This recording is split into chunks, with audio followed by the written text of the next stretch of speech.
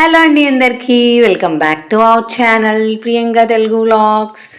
ఈ వీడియోలో మనం అసలు దేవుని దగ్గర కొబ్బరికాయ ఎందుకు కొడతారో ఇప్పుడు తెలుసుకుందాం.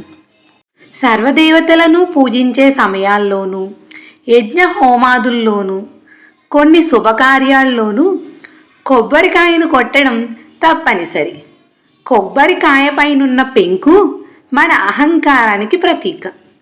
ఎప్పుడైతే కొబ్బరికాయను స్వామి ముందు కొడతామో మనం మన అహంకారాన్ని విడనాడుతున్నామని, లోపలున్న తెల్లని కొబ్బరిలా మన మనసును సంపూర్ణంగా స్వామి ముందు పరిచామని, తద్వారా నిర్మలమైన కొబ్బరి నీరులా తమ జీవితాలని ఉంచమని అర్థం. సృష్టి మొత్తంలోనూ నీరున్న కాయ కొబ్బరికాయ ఒక్కటే.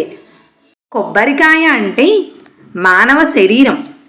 బొండం పైనున్న చర్మం మన చర్మం, పీచు మనలోని మాంసము, పెంకు మన ఎముక, కొబ్బరే ధాతువు. అందులోని కొబ్బరి నీరు మన ప్రాణాధారం. కాయ పైనున్న 3 కళ్ళు ఇడ, పింగళి, సుగమ్న అనే నాడులు.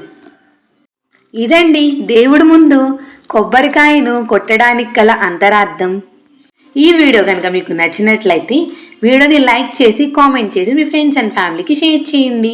అలాగే మన ఛానల్ని సబ్స్క్రైబ్ చేసుకోవడం మర్చిపోకండి. Thank you for watching.